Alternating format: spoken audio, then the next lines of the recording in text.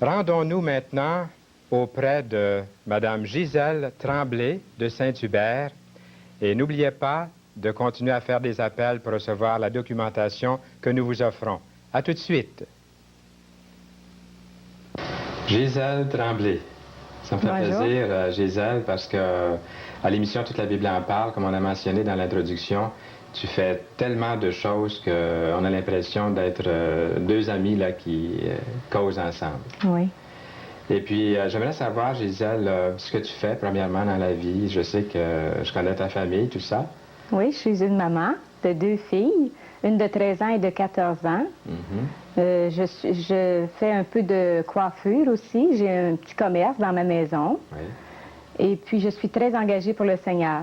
C'est ma priorité. Ça veut dire quoi, engagée pour le Seigneur? Engagée pour le Seigneur, disons que je fais beaucoup de choses et c'est tout devant le Seigneur. Tout ce que je fais, c'est consacré au Seigneur. Et, dans l'église locale? C'est ça, dans l'église locale et chez moi aussi, oui. Avec les enfants. Est-ce que dans l'église locale, je pense que Pierre et toi, est-ce que vous êtes diacre? Oui. Tu es diaconesse? Diaconesse, mon mari diacre. Oui, dans l'église locale, oui. à Longueuil. Oui. Alors, ça veut dire que vous êtes très engagé, vous avez des réunions, des rencontres. Ah oui.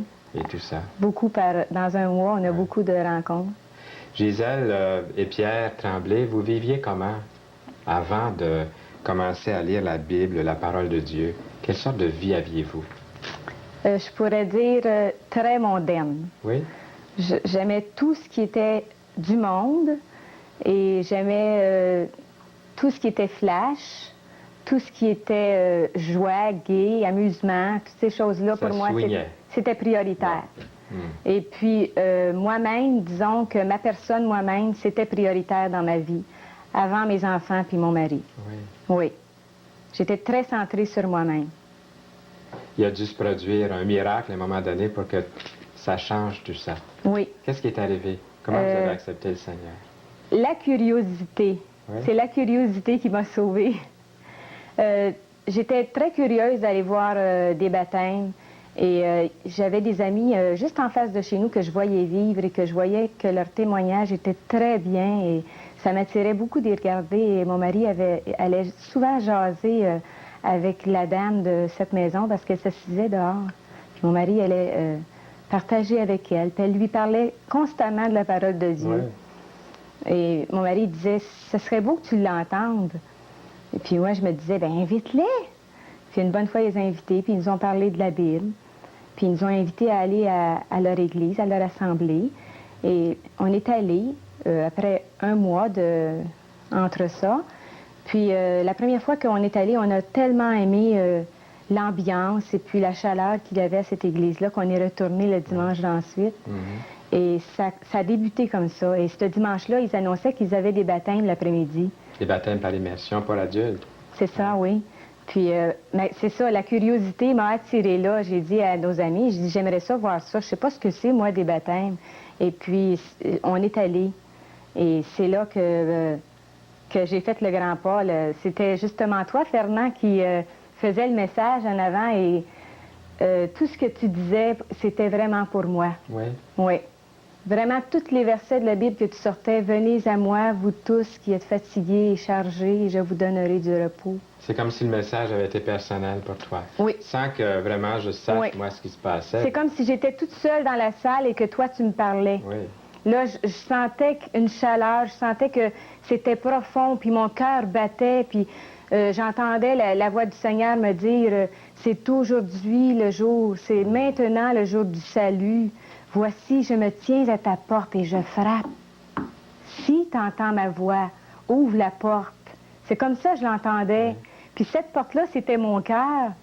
Puis en dedans de moi, je me disais, oh, il faut que je saisisse cette occasion. Puis c'est vraiment pour moi. Puis toi, tu disais, c'est aujourd'hui le jour du salut. Attendez pas, c'est aujourd'hui. Peut-être que demain, ce sera trop tard, votre cœur se sera endurci, puis ça se présentera peut-être plus jamais, ou peut-être qu'en sortant d'ici, vous allez mourir. Alors, j'ai saisi l'occasion, et c'est là que j'ai dit en moi-même, Jésus, je veux vraiment te donner ma vie, je veux que tu en prennes possession, je veux vivre pour toi. Puis j'ai dit à mes amis à côté, moi aussi, j'ai accepté le Seigneur. Puis là, oui, je l'ai dit à mes amis, puis mes amis, j'ai dit, j'aimerais ça moi aussi me faire baptiser, parce qu'il y avait des baptêmes ce journée-là, j'étais venue justement pour voir ça. Fait que j'ai vu dérouler 3 baptêmes. Il était censé en avoir 4, mais le 4e, il n'était pas là. Et puis moi, c'est moi qui ai remplacé cette 4e personne-là. Puis j'ai demandé à être baptisée. Puis mon ami est allé voir les pasteurs, puis ils sont informés s'il n'y avait pas des vêtements pour que je puisse me changer. Puis ils ont accepté de me baptiser. C'est là que vraiment que le Seigneur est venu en moi, puis que j'ai senti vraiment la paix de Dieu, la joie. Tu as un bon souvenir de ce temps-là? Oui, c'est comme si c'était hier. J'ai apporté une photo pour te montrer ça, parce que tu étais présent. Ça fait 6 ans de ça. À Montréal, au coin de Saint-Zotique et l'église Maranatha. Il y a peut-être quelqu'un qui se trouve dans ce coin-là qui voudrait aller rendre visite. Ils ont un café aussi les dimanches soirs et puis ils ont des études bibliques. C'est vraiment bien de voir ça. Le salut, c'est pour tout le monde et puis je pense pas que le Seigneur il fasse exception de personne. J'ai vraiment, aujourd'hui, ce qui me fait plaisir de partager, c'est que je vis pour lui, puis par sa parole, il m'enrichit à chaque jour. Puis je voudrais dire aux gens qui nous regardent, Dieu vous offre aussi sa joie aujourd'hui. Puis Jésus, il frappe à ton cœur, puis il dit, voici maintenant le jour favorable. Dieu, il est plein d'amour pour toi. Il est plein d'amour pour tous ceux qui l'attendent. Accepte-le dans ton cœur. Puis en lui, tu vas trouver un plein pardon, puis une pleine satisfaction. C'est merveilleux tout ça. Les transformations qui ont suivi devaient être visibles, vu que vous soigniez, vous étiez dans le monde, tout ça éclatait de partout. Ça a été pour mon mari quelque chose de très bien, parce que mon mari n'aimait pas cette vie-là. Il venait avec moi, il me suivait pour me faire plaisir. Moi, j'étais une personne que si je sortais pas, j'étais très down. Il fallait toujours que je sois d'une fête à une autre, puis d'un verre à un autre aussi. Puis mon mari, quand il a vu tout ce changement-là en moi, ça lui a parlé beaucoup. Puis je lui ai même demandé, après que j'ai été baptisée, quand je suis revenue à mon siège, j'ai dit, j'espère que je t'ai pas fait de peine d'avoir été me faire baptiser. Il dit non, il dit, ta vie, c'est ta vie. Si toi, tu penses que c'était bien, qu'est-ce que tu as fait? J'ai rien contre. Et ça, c'est merveilleux. Sa réaction était comme ça. C'est ça. Il a vraiment... c'était vraiment une joie pour lui aussi. C'est venu, lui, plus tard, qu'il a cru? Oui, Pierre il a accepté Jésus dans sa vie 1 semaine après moi. Il pensait qu'il fallait qu'il devienne bon pour accepter Jésus. Alors, il attendait. Il dit, moi, je suis pas encore assez bon, mais que je sois meilleur, je vais accepter Jésus. Puis j'essayais de lui faire comprendre que le Seigneur le voulait avec ses vêtements souillés pour que lui enlève. Jésus, c'est lui qui l'a payé à la croix. Il veut pas qu'il soit blanc avant qu'il aille à lui. Il veut le laver. Et puis il a saisi, puis il a accepté Jésus. Puis il a été baptisé 1 mois après moi. C'est merveilleux. Oui. Est-ce que tu as des versets, sûrement, une couple de versets que tu voudrais partager avec nous? J'en ai un qui est vraiment une bénédiction puis une promesse du Seigneur. C'est celui qui trouve la vie. Celui qui trouve le Seigneur, celui qui me trouve en fait, trouve la vie. Le Seigneur lui accorde sa faveur. Puis c'est ce qu'il a fait, c'est ce qu'il m'a fait à moi lorsque je lui ai donné ma vie. Devant Dieu, il m'a fait faveur. Je suis acceptée devant le Père. Tu as un autre verset aussi encore que tu aimerais partager? J'ai un verset que le Seigneur m'a mis sur mon cœur ce matin. Puis ça va avec... la vie que je fais aujourd'hui, mon engagement vers le Seigneur, parce que je suis engagée dans beaucoup de choses, à l'Assemblée et aussi au sein de TBT. Ben oui, comme directrice des conseillers, des conseillères au téléphone. Et c'est Gisèle, comme on a mentionné dans l'introduction, qui s'occupe du décor à toute la Bible en Parle. Cette année, nous avons des félicitations. C'est vraiment formidable. Merci beaucoup. J'en profite pour dire ça. Et puis bien d'autres choses encore, maquillage avant l'émission. Oui, on pourrait en parler beaucoup. Puis le Seigneur, il m'a donné un verset dans Ézéchiel 22, 30, qui dit « Je cherche parmi eux un homme qui se tienne à la brèche devant moi en faveur du pays. » Puis c'est ça que j'ai à cœur, de servir le Seigneur et de me tenir là devant lui pour que d'autres personnes qui ne connaissent pas Jésus connaissent Jésus. Je ne sais pas pourquoi est-ce qu'on a attendu aussi longtemps pour t'inviter à l'émission, parce que c'est un très bon témoignage, Gisèle. J'aimerais qu'on puisse commencer maintenant à parler un peu de ton travail, parce que les gens qui regardent l'émission ne le réalisent peut-être pas, mais c'est la voix de Gisèle qu'ils entendent au téléphone souvent, Oui. lorsqu'ils appellent. Et c'est Gisèle aussi qui suit les contacts et puis qui fait même des visites dans les foyers de quelques personnes. Est-ce que tu voudrais nous parler, quelles sortes de questions les gens posent lorsqu'ils téléphonent à l'émission Toute la Bible en parle? Oui, j'ai cédulé plusieurs questions que les gens posent. Ça, c'est sûr qu'on a des questions négatives. On en a toujours des questions négatives. Mais lorsque j'ai des questions négatives, moi, j'ai un cœur vraiment positif. Alors, je dis au Seigneur, si ces gens-là ont pris la peine d'appeler pour critiquer, c'est qu'ils ont gardé un bout de l'émission.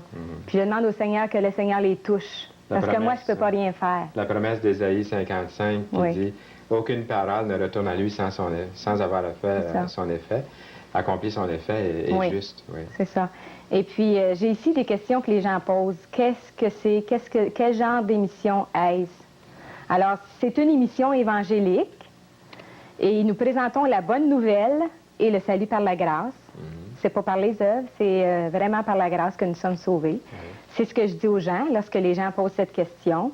Il y a aussi, quelle est la documentation que vous offrez? Est-ce que c'est qui l'a écrite? Est-ce que c'est gratuit? Est-ce que toutes ces choses-là, est-ce qu'on peut avoir l'Évangile? Les gens demandent s'ils peuvent avoir seulement que la littérature ou seulement que l'Évangile. On lui dit que tout est gratuit. On les offre ça gratuitement. On a des brochures et les ouvrages que nous avons, c'est publié par des auteurs évangéliques. Alors tout ça, nous l'offrons gratuitement. Les gens peuvent avoir les deux, ou un ou l'autre, c'est vrai. C'est ça. Est-ce qu'il y a d'autres sortes de questions qu'on pose aussi? Non. Savoir qui on est. C'est ça, on est de quel... chrétiens évangéliques. C'est ça, de quel groupe qu'on fait partie. Alors, on est des chrétiens évangéliques. La plupart des gens veulent savoir si on est des catholiques, si on est des protestants. C'est ça. C'est bon peut-être de mentionner, Gisèle, pendant qu'on en a l'occasion de dire au monde entier, à nos amis, à notre ami qui est là, que au fond, ici, comme invités qui viennent régulièrement, nous avons, je pense maintenant, 300 à 400 invités qui sont venus à Toute la Bible en parle. Et tous ceux qui sont venus ici sont des gens qui ont fait l'expérience de Jésus-Christ dans leur vie, sont sauvés par la grâce, puis ils viennent de différentes dénominations, mais ils ont tous le Seigneur Jésus-Christ comme Sauveur et Seigneur, peu importe leur arrière-plan différent. Et c'est bon aujourd'hui de savoir, la façon que tu viens de répondre, que c'est ceux qui sont vraiment sauvés et régénérés qui font l'émission aussi, les chrétiens évangéliques. Est-ce que les contacts sont suivis? Est-ce que les contacts sont suivis? On a des personnes qui appellent, mais on les tire pas de leur téléphone pour qu'ils puissent nous donner leur numéro. On respecte leur liberté. C'est ça, on respecte leur liberté. Les gens nous donnent leur adresse pour avoir la littérature. Et les gens sont à l'aise de nous donner leur numéro s'ils veulent être visités. Alors, je lance ça aux gens qui nous écoutent. Si vous voulez être visités, vous laissez votre numéro de téléphone et il y a quelqu'un qui vous contacte et qui vous visite selon le secteur où vous êtes. C'est bon d'avoir mentionné ça, Gisèle. Les contacts sont suivis, oui. Ceux qui veulent, ceux qui ont le désir. Et puis, ceux qui veulent en savoir plus aussi, parce que des fois, ils veulent la littérature, mais c'est pas assez la littérature. Ils veulent savoir qui nous sommes vraiment personnellement. Ils peuvent venir nous visiter. Oui, en nous voyant. Et puis, en acceptant qu'on aille les visiter, ils voient qui nous sommes aussi. Et aussi, ils peuvent téléphoner même maintenant pour demander où est-ce qu'il y a une étude biblique dans leur rue, à quelque part. C'est ça, c'est bien, Fernand, que tu mentionnes ça, parce que depuis que tu mentionnes ça, j'ai 2 messieurs qui ont appelé. Puis ça fait pas tellement longtemps que tu le mentionnes, qu'on a des places où on se réunit dans différents secteurs, où il y a des études bibliques, où on se réunit pour prier, puis où aussi on va rencontrer le Seigneur à notre assemblée. Exactement. Est-ce qu'il y en a qui viennent au Seigneur? Oui. Qui acceptent le Seigneur Jésus-Christ comme ça, c'est très positif pour une personne qui est au téléphone et qui prend les appels, de recevoir un téléphone, puis de dire, lorsque Fernand fait l'appel et qui dit, mesdames et messieurs, ceux qui veulent vraiment recevoir Jésus, puis que les gens prennent le téléphone et disent, je viens d'accepter Jésus. J'ai dit à Jésus, viens dans ma vie. Amen. Puis c'est vraiment encourageant pour nous. J'ai une dame qui a appelé, puis c'était pas moi cette journée-là qui répondait, c'était Nicole. Et puis elle lui a dit, Je viens d'accepter Jésus dans mon cœur. Puis c'est un contact que j'avais. C'est une petite madame que j'allais visiter. Puis elle dit, je vais appeler Gisèle tout de suite pour lui dire que vous venez de recevoir Jésus dans votre cœur. Puis quelle joie ça m'a fait de... Pas de plus grande joie. Oui, de savoir que cette dame-là que je visitais venait d'ouvrir son cœur et de donner toute sa vie au Seigneur pour qu'il soit le maître de sa vie. Gisèle, les fruits du ministère, toute la Bible en parle, tu les attribuerais à quoi? Les fruits du ministère de toute la Bible en parle. C'est causé par quoi tout ça? Par la prière, Fernand. Oui. Puis, Fernand aussi, il pourrait dire la même chose parce qu'on se réunit tous les mercredis chez moi pour prier, pour le ministère de toute la Bible en parle, pour les contacts que nous recevons, tous les téléphones, nous mettons ça devant le Seigneur, pour l'équipe qui travaille en arrière de la caméra et que vous ne voyez pas ici en studio, on est plusieurs qui travaillent. Et tout ça s'est mis devant le Seigneur et nous savons que les contacts, même ceux qu'on ne sait pas qui acceptent le Seigneur, ceux qui ne prennent pas le téléphone pour nous le dire, on est dans notre cœur, on est certifié que le Seigneur, il sauve. Le Seigneur, il sauve, même si on ne sait pas. On ne sait pas partout où sont les conversions. Eh bien, là-dessus, chère Gisèle, c'est déjà la fin de notre entretien. Et puis, on va continuer à s'activer dans l'œuvre du Seigneur pour que plusieurs l'acceptent et soient sauvés. Merci beaucoup.